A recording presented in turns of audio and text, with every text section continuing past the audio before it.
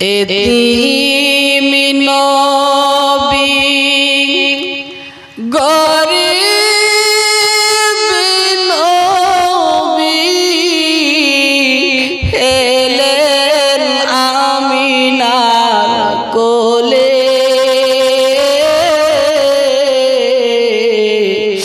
মা আমিনার ভাঙা ঘরে নূরের আলো জেলে সবার সেরা নবী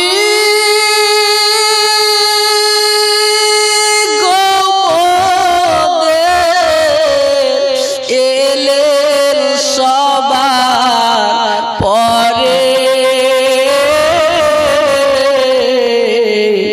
মা আমিনার ভাঙা ঘরে নূরের আলো জেলে আমিনা বিশ্ব নবীকে কোলে করে নিয়ে এবার কি বলছে দেখেন। যখন মহিলারা যখন বিশ্ব নবীর নিয়ে যাবার জন্য কেউ আসছে না, আমিনার ঘরের দিকে যখন কেউ তাকাচ্ছে না, তখন বিশ্ব নবীর মা আমিনা বলছে, বিশ্ব নবীর মা আমিনা ঝরঝর করে কাঁদছে আর বলছে, পিতা তোমার নাই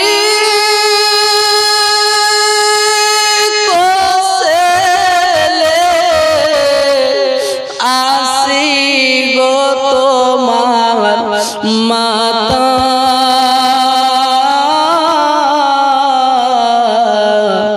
সুখে দুঃখে কাটাবো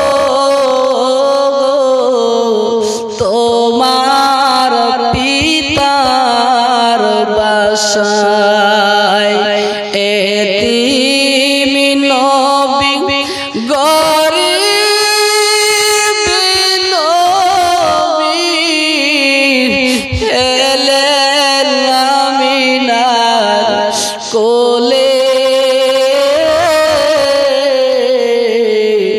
মা আমিনার ভাঙা ঘরে নূরের আলো। কারণ আপনার মুখ থেকে আমি কোনোদিন অশ্লীল কথা শুনিনি, কোনোদিন আমি মিথ্যা কথা শুনিনি, কোনোদিন কোনো এমনকি খারাপ কথা আমি শুনিনি। অর্থাৎ ও নবীজি গো, ও আল্লাহ পাকের দোস্ত বন্ধু মাজা খাদিজাতুল কুবরা রাদিয়াল্লাহু তাআলা আনহা কোনো প্রশ্ন না করে তিনি সর্বপ্রথমে বললেন, আমার কলেমা পড়িয়ে দেন, আমি মুসলমান হয়ে যাই। আম্মা জান খাদিজাতুল কুবরা রাদিয়াল্লাহু তাআলা আনহা তৎকালীন সময়ে মক্কাতে চারজন গেরস্ত মানুষ ছিলেন, চারজন বড় লোক ছিল, তার ভিতরে আম্মা জান খাদিজাতুল কুবরা একজন। আম্মা জান খাদিজাতুল কুবরা রাদিয়াল্লাহু তাআলা আনহা আমার বিশ্ব নবীকে পছন্দ করেছিলেন। নবীর বয়স যখন 25 বছর আর খাদিজার বয়স যখন 40 বছর ছিল। আহারে সোনার নবী আমার, বিশ্ব নবী আমার, দিনের নবী আমার, মাঝে মাঝে চাচা জানের সাথে ব্যবসা করতে যাইতেন। তারপরে আম্মা জান খাদিজাতুল কুবরার বাড়িতে আমার বিশ্ব নবী কাজ করতে শুরু করলেন। খাদিজার মালপত্র নিয়ে তিনি সিরিয়ায় বাণিজ্য করতে যাইতেন। সোনার নবী আমার, দিনের নবী আমার এত সুন্দর ভাবে খাদিজার মালপত্র বিক্রি করতেন, এত সুন্দর করে মালগুলো তিনি বিক্রয় করতেন। খাদিজাতুল কুবরা রাদিয়াল্লাহু তাআলা আনহা তিনি দেখতে পাইলেন যেদিন থেকে আমিনার লাল আব্দুল্লাহর বেটা আমার বাড়িতে আসলো। যেদিন থেকে আমার মালপত্রগুলো নিয়ে ব্যবসা বাণিজ্য করতে শুরু করলো, ওই দিন থেকে আমার বাড়ি উন্নতি আর উন্নতি, আমার ব্যবসায় উন্নতি নেমে এসেছে। আম্মা জান খাদিজাতুল কুবরা রাদিয়াল্লাহু তাআলা আনহা চিন্তা করতেন যে এই ছেলেটাকে যদি আমি স্বামী রূপে গ্রহণ করে ধন সম্পত্তিগুলো যদি দিতে পারি, তাহলে ইনি সব আগিয়ে রাখবে, ইনি সব হেফাজত করে রাখবে। নিয়েছিল খাদিজাতুল কুবরা রাদিয়াল্লাহু আনহা। কিন্তু বিশ্বনবী কি করলেন? যখন নবীর সাথে বিয়ে হলো, তখন সেই ধন সম্পত্তি যা ছিল রাসূল সব এক এক এক করে নিয়ে সব মুসলমান দরিদ্র অসহায় গরিব মানুষদের মাঝে সব বিলিয়ে দিয়েছিলেন। একটু জোরে হবে না সুবহানাল্লাহ? একটু জোরে হবে না সুবহানাল্লাহ? নারে তাকবীর। ভাইরা শুনে রেখে দেন, আমি বিস্তার করে বলার সময় পাবো না। আমি শুধু আপনাদের কাছে জানাতে চাই সূরা লাহাব কেন নাযিল হলো। সূরা লাহাব নাযিল হবার কারণটা কি একবার শুনে রেখে দেন। ও ছেলেরা, ও জওয়ানেরা, ও মা বনে,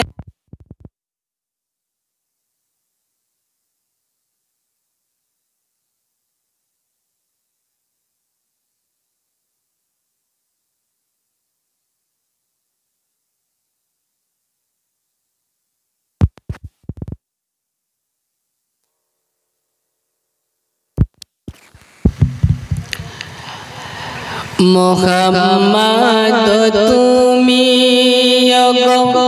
খোদার পিয়ারা, আমিনা মায়ের তুমি নয়নের তারা, নয়নের তারা। ও গো নবী দুজাহান, ও গো নবী দুজাহান, তুমি দয়া করে শাফায়াত করো গো, সাত নিয়ম রে।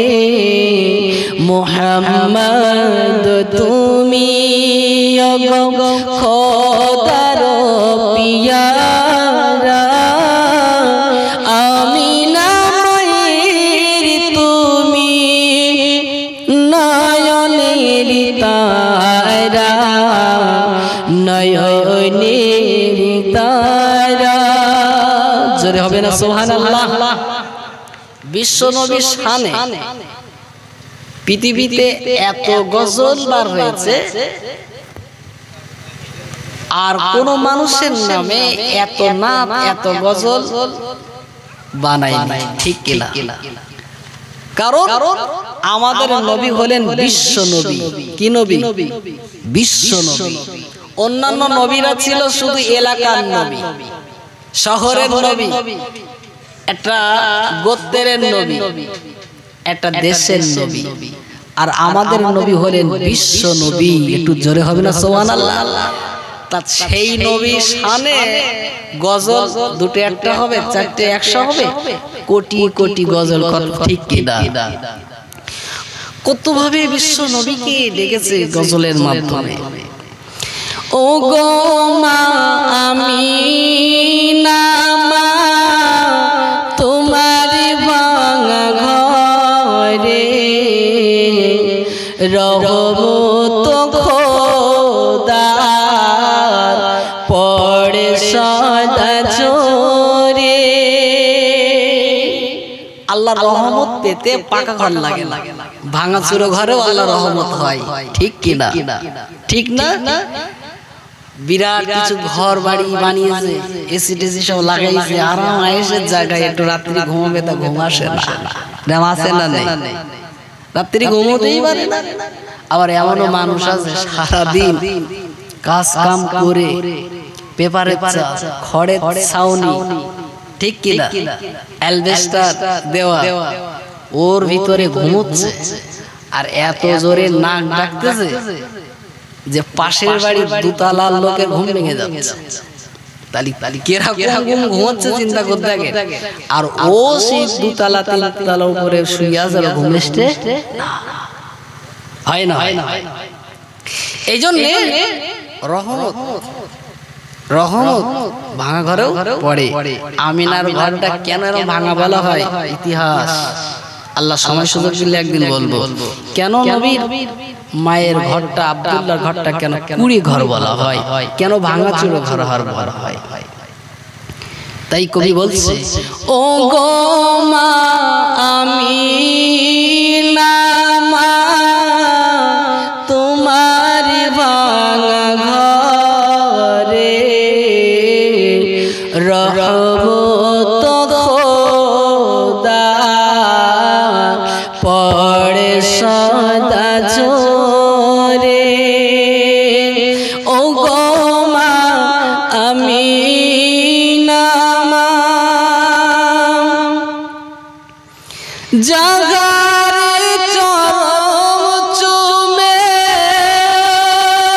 ধন্য গোলাপ ফুল, নামটি তাগার মধু মাখা মুহাম্মদ রাসূল। জোরে হবে না সুবহানাল্লাহ?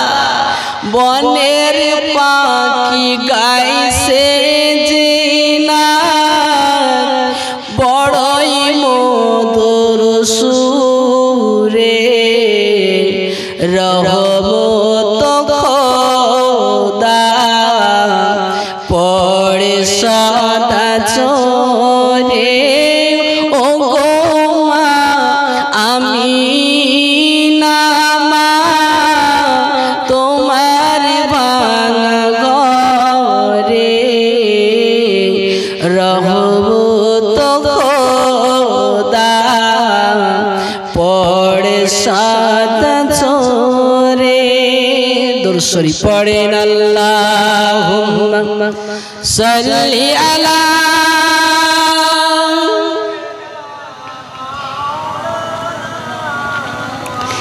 ওয়া আলা আলি।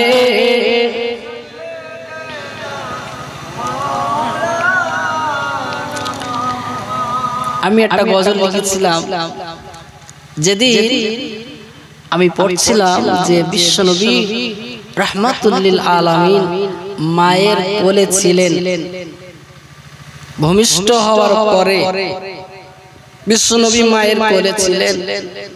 তৎকালীন সময়ে একটা নিয়ম ছিল যে মক্কাতে কোনো শিশু জন্মগ্রহণ করলে তাকে মানুষ করে দেওয়ার জন্য পার্শ্ববর্তী এলাকা থেকে মহিলারা এসে নিয়ে যেত। কিন্তু বিশ্বনবী শিশু নবী এতিম বলে ওনাকে কেউ নিতে আর আসছে না। তাই আমি লিখেছিলাম, এতিম নবী গরিব নবী এলেন আমিনার কোলে,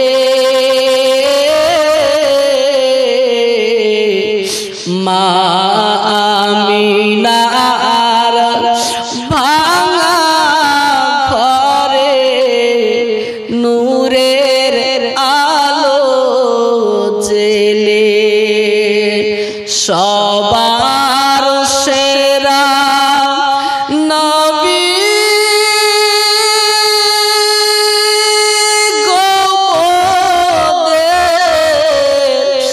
এলেন সবার পরে,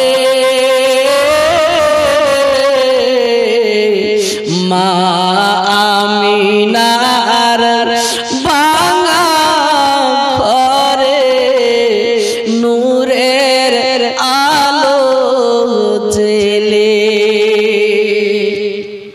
আমিনা বিশ্বনবীকে কোলে করে নিয়ে এবার কি বলছে দেখেন, যখন মহিলারা যখন বিশ্বনবীর নিয়ে যাবার জন্য কেউ আসছে না।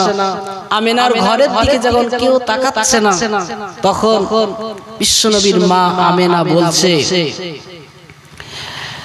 বিশ্বনবীর মা আমিনা ঝরঝর করে কাঁদছে আর বলছে, পিতা তোমার নাই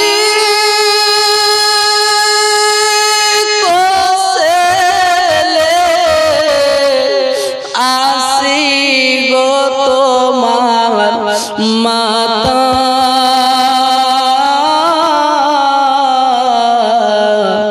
সুখে দুঃখে কাটাবো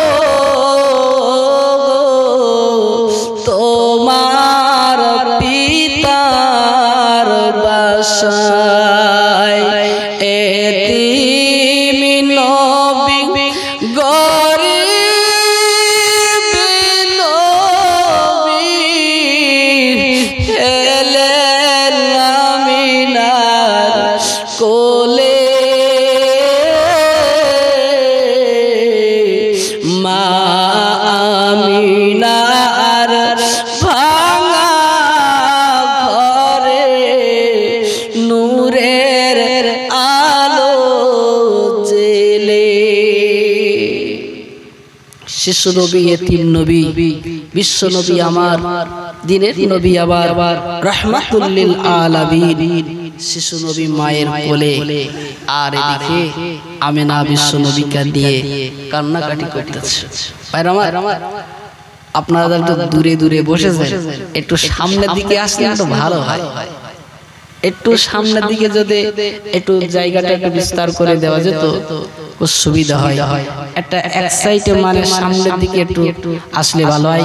আসুন আমরা নবী পাকের দরবারে একটু সালামের নজরানা পাঠিয়ে দেই।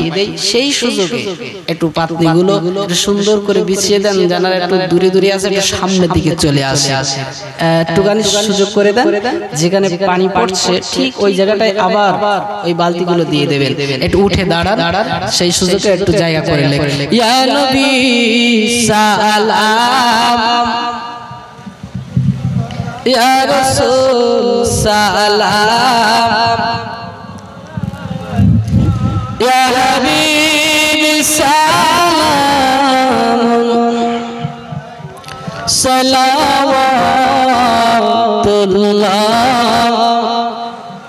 একটু সামনের দিকে এগিয়ে আসুন, আসুন আসুন। দূরে থাকলে মহব্বত বাড়ে, একটু সামনের দিকে চলে আসুন। মাশাআল্লাহ, একটু সামনের দিকে চলে আসুন। আমরা নবী পাকের দরবারে একটু সালামের নজরানা পাঠিয়ে দেই। যে নবীর জন্য আমরা পাগল, অনেক হাজিরা বিশ্ব নবীর রওজা মুকদ্দাসের পাশে দাঁড়িয়ে সালাম দিয়েছেন। আমাদের কপালে আছে কি ভাগ্যে আছে আমরা কেউ বলতে পারি না। তাই আমরা এখান থেকে সবাই মিলিতভাবে আমার সাথে কণ্ঠ মিলিয়ে একটু আওয়াজ করে একটু পড়ুন, এ দরুদ সালাম যেন আল্লাহ পাক তার বিশ্ব নবীর রওজা মুকদ্দাসে পৌঁছে দেয়।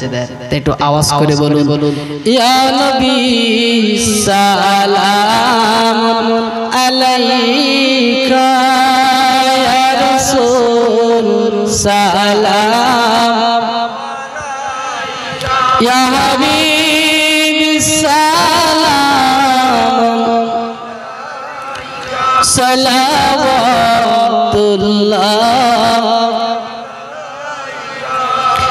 আরবের মরু প্রান্তরে পাঠাইলেন আমার খোদা পাক তোমাকে, আব্দুল্লাহ জিরিন কুটিরে আমিনা মায়ের উদরে, নবী আলাইকা ইয়া রাসূল, আরো জোরে ইয়া হাবিব মান আলাইকা সালাওয়াত দরদি গো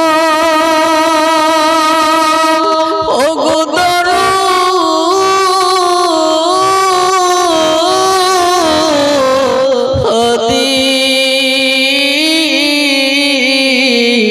হালিমা কোলে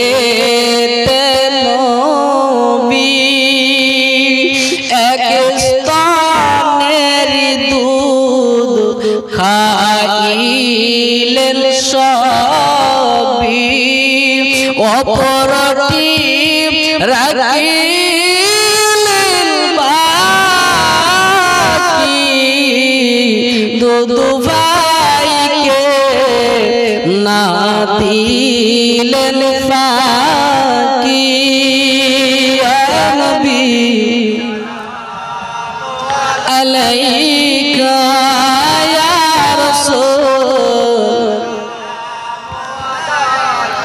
या हबीब सलाम अलैका सलावत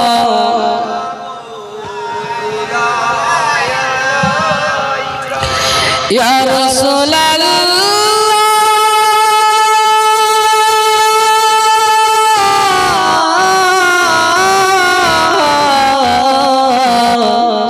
या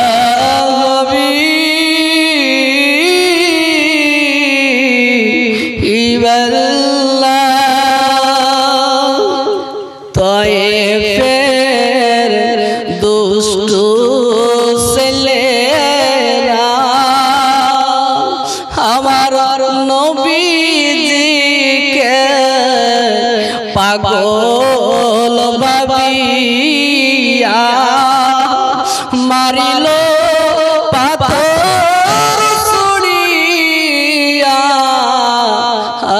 উঠিল আরশ কাঁপিয়া নবী সালাম আর জোরে ইয়া রাসূল या हबीब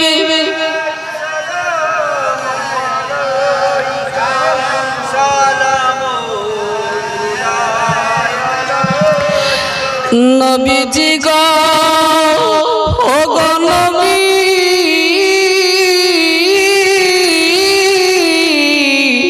जी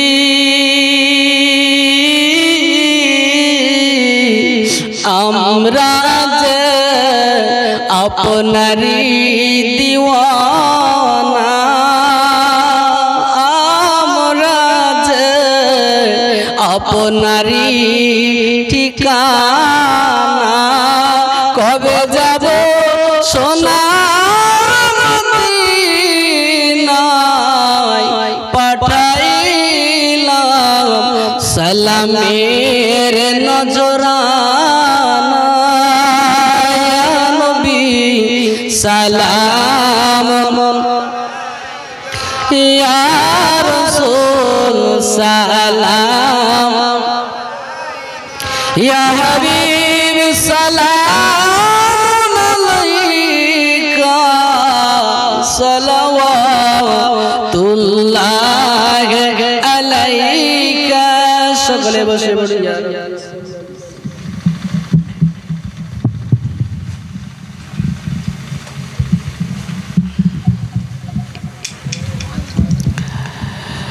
उच्च आवाज़े दरूद शरीफ अल्लाहुम्मा सल्लि अला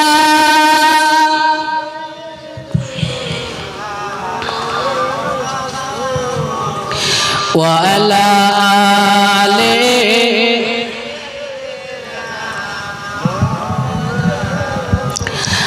আমরা তোমার পাগল দিওয়ানা মন যেতে চাই সোনার মদিনায় আমাদের মন চাই না চাই না মদিনায় যেতে সবার চাই যারা একবার গেছে তারা আবার নিয়ত করেছে আল্লাহ আবার কবে নিয়ে যাবে কথা ঠিক আছে না কিন্তু যারা একবারও যায়নি শুধু বলে আল্লাহ একবার কি যেতে পারবো না একবার কি তোমার সেই কাবা দুনিয়ায় সর্বপ্রথম যে ঘর আল্লাহ পাক যে ঘর বানিয়েছিলেন সেই ঘর হলো কি কাবা বাইতুল্লাহ, আল্লাহর ঘর। কথা ঠিক কিনা? আমরা সেই দিক ফিরে নামাজ পড়ি, কাবার দিকে ফিরে সবার মন চাই, সবার মন চাই বিশ্ব নবীর মাজারের পাশে দাঁড়িয়ে সালাম দেওয়া, ঠিক কিনা? আমরা তোমার পাগল দিওয়ানা, মন যেতে চাই সোনার মদিনায়, এ দেশেতে আর ভালো লাগে না, যেতে চাই সোনার মদিনায়। পড়ুন ইয়া রাসূলুল্লাহ, খুব সুন্দর হচ্ছে, ইয়া রাসূলুল্লাহ ইয়া হাবিবাল্লাহ, রজরে ইয়া রাসূলুল্লাহ ইয়া হাবিবাল্লাহ ইয়া রাসূলুল্লাহ ইয়া হাবিবাল্লাহ। ওগো মোদের দয়ার নবী, ওগো মোদের মায়ার নবী, তুমি মোদের সাহারা, তোমার ছাড়া রইতে পারি না, এ দেশেতে আর ভালো লাগে না, যেতে চাই সোনার মদিনায়। ইয়া রাসূলুল্লাহ, আর জোরে ইয়া রাসূলুল্লাহ ইয়া হাবিবাল্লাহ। আল্লাহুম্মা সাল্লি আলা, জোরে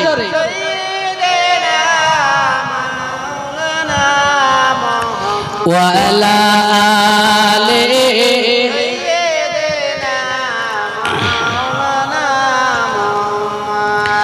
আল্লাহর নবী আমার, দিনের নবী আমার, বিশ্ব নবী আমার, যখন গোপনে গোপনে কলেমা প্রচার করতেছিলেন, আমার আল্লাহ পাক তার হাবিবকে ডেকে বললেন, এ আমার দোস্ত, ওরে আমার বন্ধুরে, আর দেরি করো না, আর কদিন গোপনে গোপনে কলেমা প্রচার করবেন। এবারে আপনি মানুষদের মাঝে, আপনি হাটে বাজারে সর্ব জায়গায় গিয়ে কলেমা প্রচার করতে থাকে। আল্লাহ পাক জানিয়ে দিলেন, ও আনজির আশিরাতাকাল আকরাবিন, হে হাবিব তোমার আহলে বর্গ নিকটতম স্বজনদেরকে আমার রাস্তায় নিয়ে এসো, তাদের কাছে যাও, কলেমা প্রচার করো। সোনার নবী আমার, দিনের নবী আমার, যখন আল্লাহ পাক ঘোষণা করে দিলেন, আমার আল্লাহ পাক যখন বলে দিলেন, হে হাবিব, ওরে আমার দোস্ত বন্ধু দেরি করো না, তুমি আমার দিন প্রচার করতে থাকো, তুমি মানুষের মাঝে মাঝে গিয়ে আমার কলেমাটা প্রচার করতে থাকো। সোনার নবী আমার আর দেরি করলেন না, সর্বপ্রথমে আমার নবী চলে গেলেন সাফা পাহাড়ের উপরে। তাফসীরে জালালাইনের ভিতরে এসেছে, সোনার নবী আমার, বিশ্ব নবী আমার, ভোরের বেলা ওই সাফা পাহাড়ের উপরে নবী আমার উঠে পড়লেন, দিনের নবী উঠে পড়লেন, মানুষদেরকে ডাকতে শুরু করলেন। সকাল বেলার বিপদ, ভোরের বেলার বিপদ, এমন করে মানুষদের ডেকে ডেকে তিনি সংকেত দিতে লাগলেন। নবী আমার যখন এভাবে মানুষদেরকে ডাকতেছিলেন, ভাইরা মনে রেখে দেন, ওই সাফা পাহাড়ের উপরে কেন তিনি গেলেন? তিনি তো বাড়ির দিকে মানুষদের এক জায়গায় করে ডেকে কলেমা প্রচার করতে পারতেন। নবী আমার কেন সাফা পাহাড়টা বেছে নিলেন? তার উপরে কেন তিনি কলেমা প্রচার করার জন্য বেছে নিলেন? কারণ আছে না নাই? সাফা পাহাড়ে নবী যাবে, নবী তো এলাকায় মানুষদেরকে ডেকে ডেকে এক জায়গায় করে বলতে বলতে কলেমা পড়ো, আল্লাহর উপরে ঈমান আনো। সাফা পাহাড় তৎকালীন সময় ওই পাহাড়ের উপরে বিপদের সংকেত দেওয়া হতো। তখন তো গোত্রের মধ্যে ঝগড়া ঝামেলা, খনাখনি, মারপিট, হানাহানি, কাটাকাটি হতো। আর কোন বিপদের সংকেত যখন আসতো, কোন শহরের মানুষ, কোন এলাকার মানুষ যদি মক্কাতে আপনার যুদ্ধ বিগ্রহ করার জন্য আসতো, মাল আত্মসাৎ করার জন্য আসতো, কোন ইঙ্গিত পেলেই ওই সাফা পাহাড়ের উপরে দাঁড়িয়ে তিনি ডাক দিতেন, ও মক্কাবাসীরা, ও গ্রামের মানুষেরা, শিগগিরই এসো, মহাবিপদ। আর সব ওই যায় হাজির হয়ে যাওয়ার পরে কেন ডেকেছো, কি বিপদ, তা বলতে এই ব্যাপার। ঠিক আছে, আমরা সকলে আমরা কি করব, একত্রিত হয়ে আমরা প্রতিরোধ করব। তো নবী 40 বছর বয়সে নবী নবুয়ত প্রাপ্ত হয়েছে। তো বিশ্ব নবী জানেন যে সাফা পাহাড়টা, ওখান থেকে বিপদের সংকেত দেওয়া হয়। তো নবী ভোরবেলা গিয়ে এই পাহাড়ের উপরে উঠে শুধু ডাকতেছে, ও মক্কাবাসীরা, আর দেরি করো না, আমার আওয়াজ, আমার কণ্ঠস্বর তোমাদের কাছে কি পৌঁছাচ্ছে, চলে এসো, মহাবিপদ, ঘোর বিপদ চলে আসছে। নবীর আওয়াজ শুনে, নবীর কথা শুনে মক্কাবাসীরা দৌড়াতে শুরু করলো। আরে মক্কাবাসীরা সব বাড়ি থেকে একজন দুজন করে আসতে লাগলো। যারা আসতে পারলো না, তারা তাদের গোলামদের পাঠিয়ে দিল, যাও ওই আমার গোলাম, তোমরা চলে যাও, ওই সাফা পাহাড়ের উপরে কে দাঁড়িয়ে দেখো আমাদের সংকেত করতেছে, ওখানে চলে যাও, মূল্যবান কথাগুলো আমাকে জানিয়ে দেবে। আমি কাজে ব্যস্ত রয়েছি, তুমি আমার বাড়ির গোলাম, তুমি আমার বাড়ির দাস, চলে যাও, ওই সাফা পাহাড়ের নিচে চলে যাও। সাফা পাহাড়ের নিচে গিয়ে দাঁড়িয়ে সব কিছু শুনে আমার কাছে সব বলে দেবে। এভাবে সবাই মক্কাবাসীরা এক এক করে হাজির হতে লাগলো। আহারে সোনার নবী আমার, বিশ্ব নবী আমার, ওই সাফা পাহাড়ের উপরে দাঁড়িয়ে রইলেন।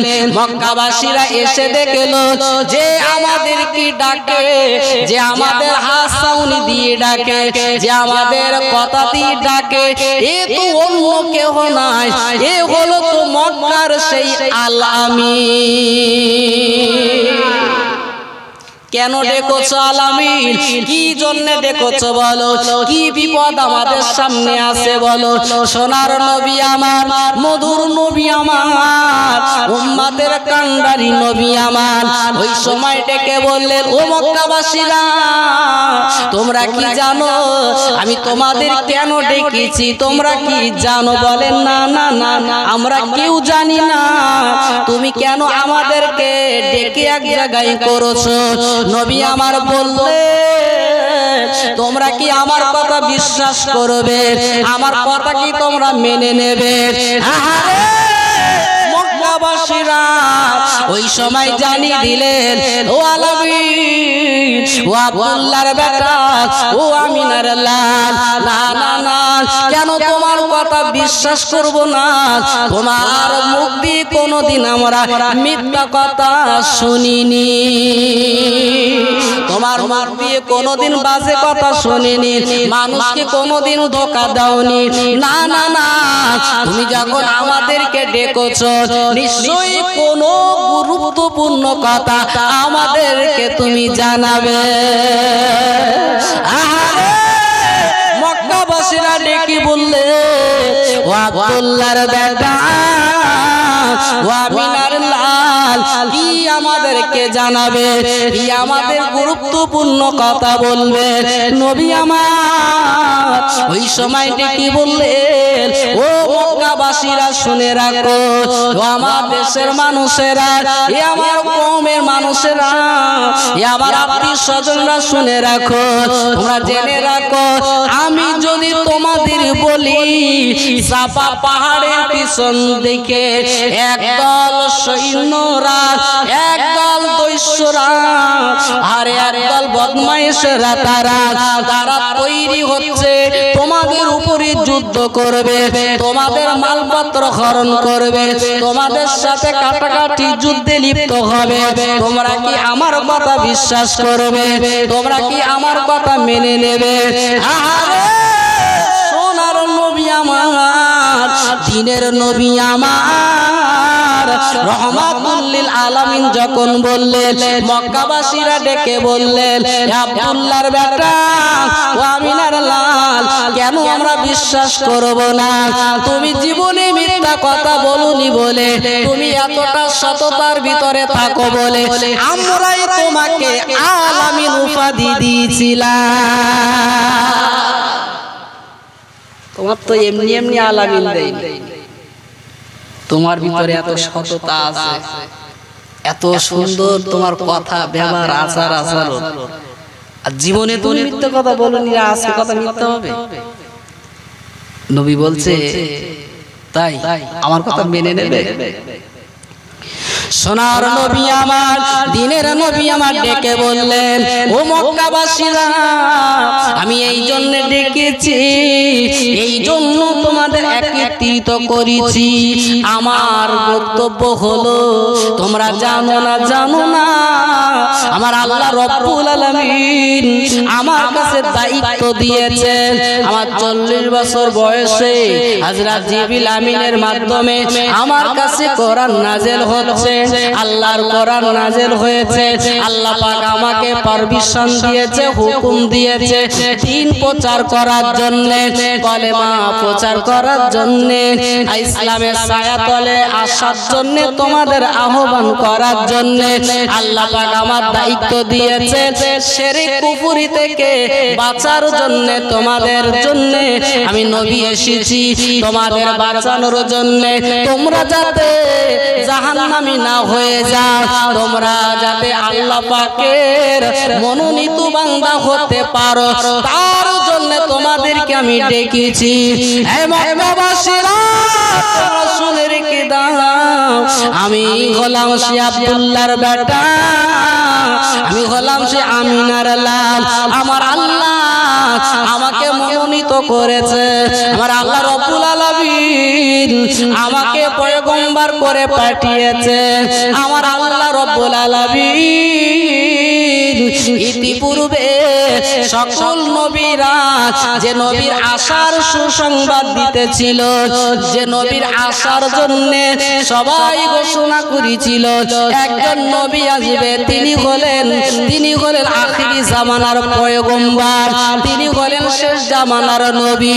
হে মক্কাবাসীরা, আমি সেই অন্য কেউ নাই, আমি হলাম সেই আখিরি জামানার নবী, নবী মুহাম্মদুর রাসূলুল্লাহ।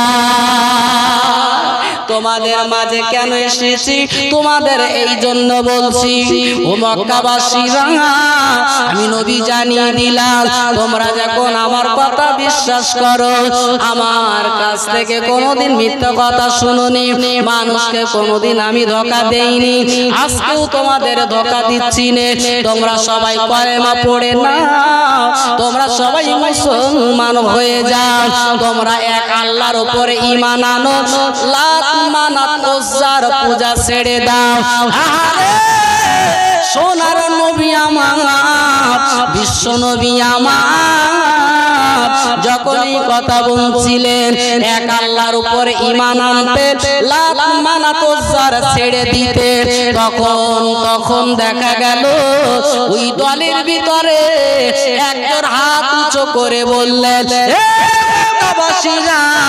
শোনো না, একদম যেন শুনবে না, ওকে আমি চিনি, ও হলো আমার ভাইপো, ও হলো সে আব্দুল্লাহর ছেলে, আমিনার লাল, মুহাম্মদুর রাসূলুল্লাহ। না, ওর কথা শোনো না, আমরা বাপ দাদাদের ধর্ম ছাড়বো না, ওর কথা তোমরা শুনে আমাদের লাত মানাত উজ্জার গালি দিও না, ওদের ভালোবাসা থেকে সরে যেও না। সোনার নবী আমার, দ্বীনের নবী আমার, তিনি চেয়ে দেখলেন যে হাত তুলে নিষেধ করে দেয়, যে হাত তুলে মানা করে দেয়, ওই ছেলেটার কথা শুনো না, ওর কথা মাথায় রেখো না, ও একজন পাগল। যে এই কথাটা বলছিল এর নাম হলো আবু লাহাব। কি নাম? আবু লাহাব, নিজের চাচা। দেখবেন সর্বসময় ক্ষতি যদি করে তা নিজের লোক করে, আপনজনই করে, ঠিক না? দূরের মানুষ এসে আটঘাট কিছু জানে নিশ্চয়ই। তাহলে ক্ষতি যদি করে, বিপদে যদি ফেলায় তা নিজের লোক। দেখেন নবীর চাচা বলো, সেই আগে হাত তুলে যে এতদিন আমরা যারা আলামিন বলতাম, আজকে থেকে এই লকআপটা আমরা নিয়ে নিলাম, নিয়ে ওর আরেকটা লকআপ দিয়ে দিলাম আল মাজনুন। এবারে পাগল। ও পাগলে কি না বলে, ছাড়ো ছাড়ো কথা ছেড়ে দাও। আচ্ছা বলেন, নবী চিন্তায় পড়ে গেলেন যে আমার চাচাই প্রথম। কিন্তু যত মানুষ এসেছিল ওরা সবাই বলে মনটা নরম করে মাথা নিচু করে শুনছিল আর ভাবছিল না এটা সত্য কথা, মোহাম্মদ কোনোদিন মিথ্যা কথা বলেনি। বাড়ির লোক যদি এই কথা বলে তাহলে কি হবে? নবী চিন্তায় পড়ে গেলেন। আস্তে আস্তে আস্তে আস্তে চাচার পাশে দাঁড়িয়েছে। ও চাচা তুমি শোনো, ও চাচা জেনে রাখো, আল্লাহ পাক আমাকে নবী করে পাঠিয়েছে। আমার আল্লাহ রব্বুল আলামিন আমাকে মনোনীত করেছে, তার ধর্ম প্রচার করার জন্য আমাকে পাঠিয়েছে। চাচা এমন কথা বলো না চাচা, ও চাচা আর শিরক করো না, লাত মানাতো যার সামনে যেও না। ওরা কি উপকার করতে পারে? লা তাতাকাল্লামুনা, তো কথা বলতে পারে না। কথা বলতে পারে? কথা বলতে পারে না, কোনো উপকার করতে পারে না। চাও কেন? বাপ দাদার ধর্ম বলো, কথা হিসেব করে বলবি, ঠিক কিনা? ইব্রাহিম আলাইহিস সালাম ছোট ছিলেন। ইব্রাহিম সাল্লাম মাঝে মাঝে বলতো, ভাই তুমি কি করো? মানে ইব্রাহিম সাল্লামের পিতার নাম হচ্ছে আজর, ঠাকুর তৈরি করতো, প্রতিমা পুতুল তৈরি করতো। তো বলতো আব্বা তুমি এসব করো কেন? চুপ কর বাবা, এরকম খোদা না, এর কাছে চালি পাওয়া যাবে। তুমি তৈরি করতে যাও, আবার তুমি তাদের কথা বলতে চুপ কর, এসব কথা না আমাদের বাদশা না শোনে, খোদা খোদা। তা আবার ইব্রাহিম সাল্লাম চুপ হয়ে যেত। এখন বছরে একটা করে মেলা হতো, সেই মেলায় দেশের কোনো মানুষ যদি বাড়িতে থাকে তাকে সরকারিভাবে কঠোর শাস্তি দেওয়া হবে। সেই সময়ে ইব্রাহিম সাল্লাম একটু বড় হয়ে যায়। বাপ বলছে, খোকা আজকে ঈদের দিন আমরা সবাই ময়দানে যাব, সেখানে বাদশা নমরুদ ভাষণ দেবে, বাড়িতে থাকা যাবে না। ইব্রাহিম সাল্লাম বললেন, আনা সাকিম, আমি অসুস্থ। ইব্রাহিম সাল্লাম তিনটি জায়গায় মিথ্যা কথা বলেছিলেন। আল্লাহ সমস্ত দিলে একদিন বলবো, তবে আজকের একটাই সুরে রাখো যে এই বলেছিলেন ইব্রাহিম সাল্লাম, আনা সাকিম, আমি অসুস্থ। এখন বাপ বলছে, খোকা অসুস্থ যদিও হও, যদি বাড়ি থাকো ঘরের মধ্যে থাকতে হবে, বাইরে বার হলে হবে না। আর আমি বাড়ি এসে তোমার ডাকবো, তারপর ঘরতে পারবে। তাই আব্বা, তাই হবে, ঠিক আছে। এখন সবাই দেশের মানুষ সব এক জায়গায় জামায়াত হয়েছে। ইব্রাহিম সাল্লাম কি করেছে? খানজার থালা, প্রতিদিন সেই ফল পাকড় কেটে নিয়ে ওদের সামনে দিত না, সেই একটা থালা নিয়ে তাতে সুন্দর করে ফল টলগুলো কেটে সামনে রেখে এটা নিয়ে প্রথম নিজের বাড়িতে শুরু করেছে। এই খা, আমার আব্বার প্রতিদিন অপমান করিস নাকি? হ্যাঁ, আজকে আমার সামনে খাতেই হবে তো। ও কি খায়? চুপচাপ দাঁড়িয়ে আছে। ইব্রাহিম সাল্লামের সাথে একটা কুরুল ছিল, দেখছে এক বাড়ি একে বাড়িতে একদম চুরমা, ওখান থেকে আবার বেরিয়ে পাশের বাড়ি গেছে। খা, আগে প্রতিবেশী লোকদের এত কষ্ট দিস কেন? খা, ও তা খায়। এই করতে করতে করতে করতে গ্রামের পুরো মাঝখানের দিক চলে গেছে। কি দেখলো, বড় আকারের দুজন আছে। উনি ওখানে গিয়ে ওই বড় আকারের দেখে ওর একটা নাক কেটেছে আর কান কেটেছে, এটি সে কুল্লার গলায় ঝুলিয়ে দেয়, আবার ভালো মানুষের মতন ঘরের মধ্যে এসে চুপ করে বসে রয়ে। এখন মেলাঘাট শেষ করে ও খুশি আনন্দ সব করে ফল পাকড়ে এনে আগে ওখানে যাবে, শটে বলছে বিস্তার করে বলছি না আর কি, শটে ঘটে বুঝে তো ঘরে গিয়ে দেখে তো সব তো বুড়োই রয়েছে। এই কাজ করলো কি? হ্যাঁ কে করলো? পাশের বাড়ি দেবু তোর খবর কি? বলি একই খবর তো, কাজ করলো কে? কে এরকম কাজ করতে পারে? এখন দেখতে দেখতে দেখতে একজন বলতেছে যে বড় যে প্রতিমা আছে না, মূর্তি আছে, তার গলায় সেই ঝোলা আছে।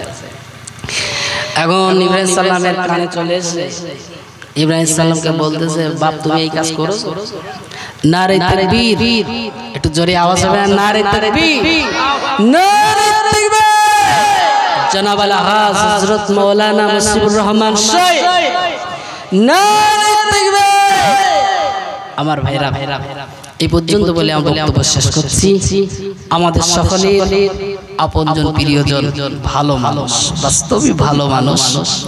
আমার চোখে আমি অনেক মানুষের সাথে কথাবার্তা হয়েছে, কিন্তু সামনাসামনি প্রশংসা করা ঠিক না। তবে আমি আমার খুব মহব্বতের মানুষ। যাই হোক, আল্লাহ তাআলা হায়াতে কিসমত দারাজ করুন, বলুন সকলে আল্লাহুম্মা আমিন। আমার জন্য দোয়া করবেন, আমি আপনার জন্য দোয়া করি। আল্লাহ যেন আমাকে আপনাদের সকলকে ঈমানে আমলে তারাক্কি দান করেন, বলুন সকলে আল্লাহুম্মা আমিন। প্রাণ খুলে উচ্চ আওয়াজে দরুদ শরীফ আল্লাহ।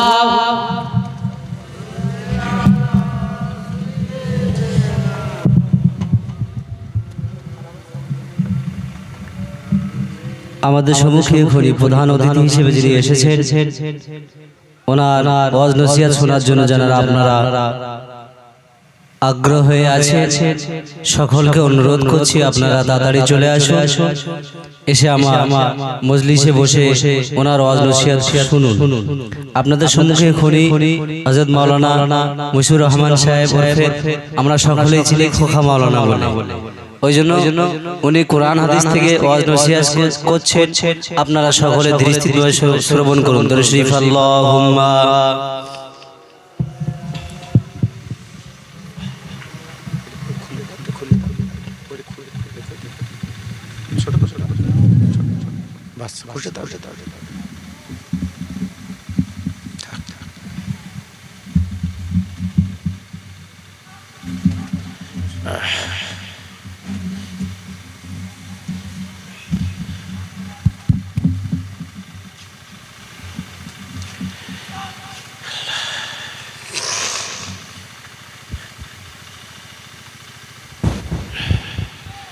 अस्सलामु अलैकुम व रहमतुल्लाहि व बारकातुहू। आवाज ठीक আছে, বাড়াবে না, সুন্দর আছে। ভাই সাহেব, যারা এখনো বাড়ি আছেন একটু বেশটা কমিয়ে রাখো, আর রিকোটা একটু কমিয়ে রাখবেন। প্রত্যেক ভাইয়ের কাছে আমি দাবি করছি,